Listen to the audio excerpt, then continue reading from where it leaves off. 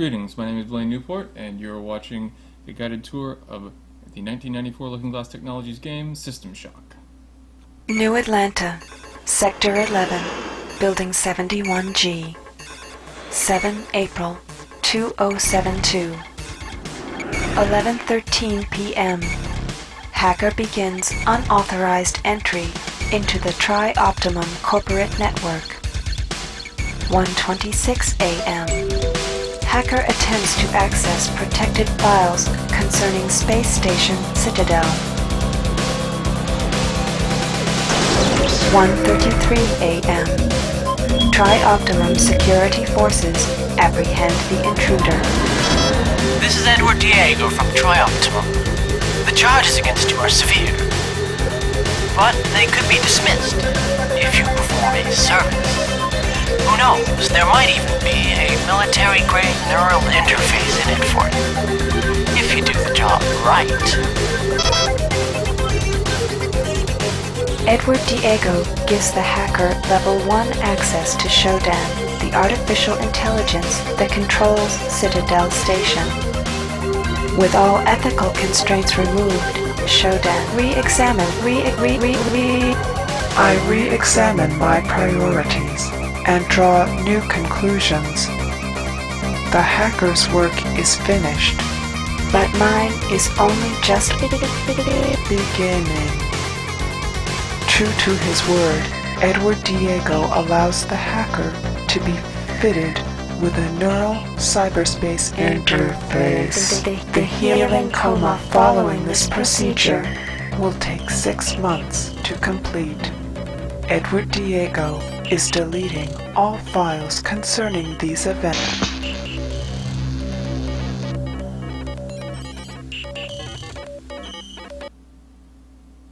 Now that we're up to date on the story, let's get started.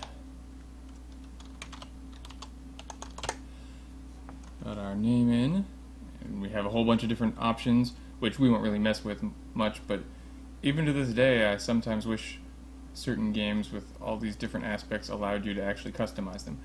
I'm not entirely sure what the mission customizer lets you do. All plot elements are removed.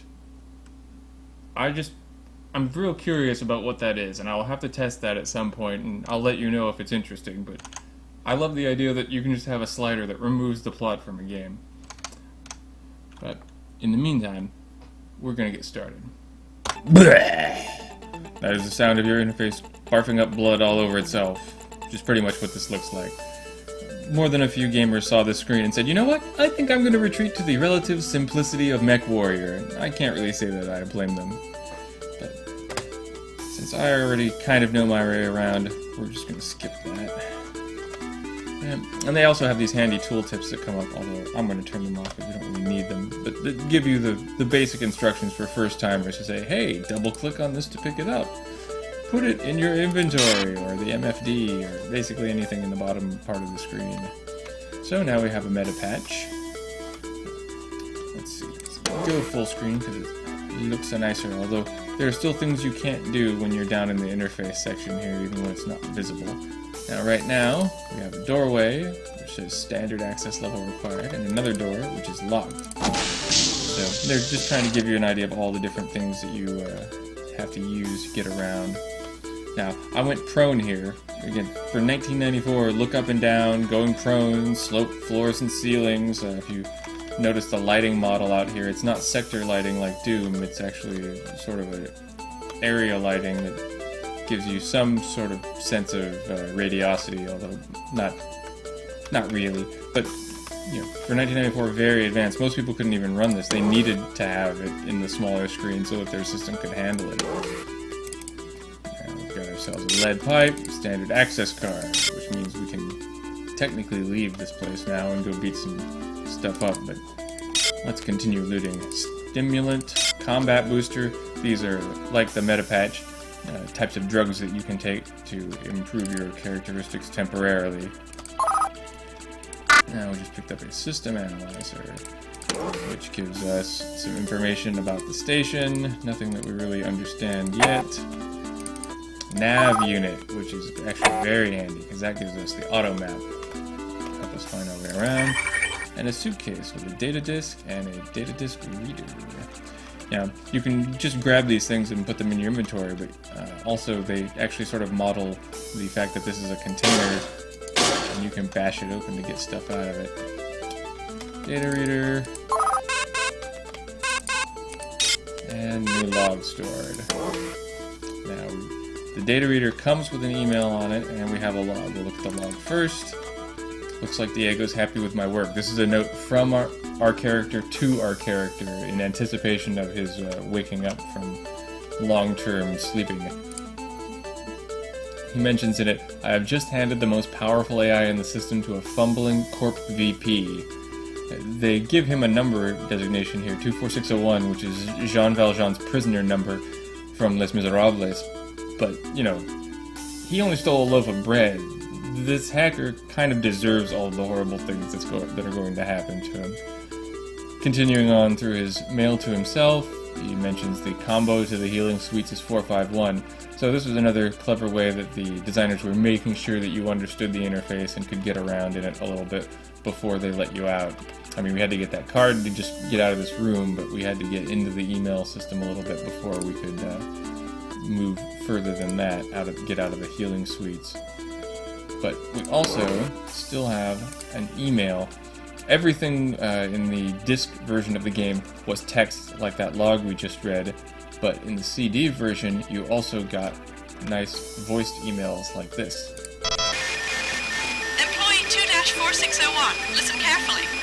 My name is Rebecca Lansing, and I'm a counter-terrorism consultant to Trioptimum. We're tracking a disruption on Citadel Station, something involving an onboard AI called Showdown. You are Triop's only contact on station. Communications are out, and there is evidence of biological contamination. The mining laser is charging for a possible strike against Earth. There's a man named Nathan Darcy who may know something about taking the laser offline. His office is near the central hub on your level. The AI is on the bridge. Once the laser is out, look for the source of the problem there. And by the way, we know all about you and your friend Diego. Pull this off, and we'll clear your record. That implant you're wearing is military-grade hardware. Use it well. Lansing out. So that gives us a basic idea of the status and how bad things have gotten up here. It's a little unrealistic. You pick up the email reader and instantly you have this complete message from her with all these details, and of course it's not at all interactive. But I think we can mostly overlook that stuff. Out into the healing suite, we have serve bots. Serve bots do not serve you. They try to serve you whoopings, but that's about it. You can see the little red lines, which are our damage indicator. Oh, nice. Now, a lot of the stuff you get, it's always random. You never get the same stuff necessarily twice.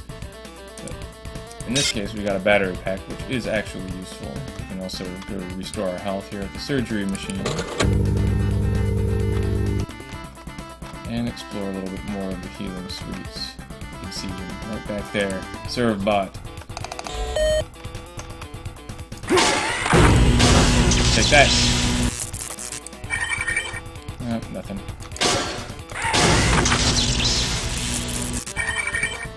Also nothing. Just more of it. Alrighty. If we go up here, we can see that next to our health is our energy, which is also very low, but there's a nice charge station up here. So, you know, just getting started in the game, they give you a very nice, safe home base.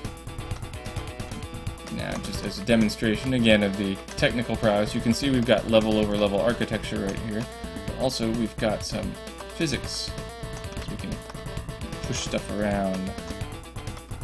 Although in this case that's not very wise because this box has a grenade inside of it. And even less wise, you can bash it open to get the grenade out. We got ourselves a grenade, we got ourselves a dart gun, and some spare darts. We'll continue looting and see what's outside of the healing suites in the next installment.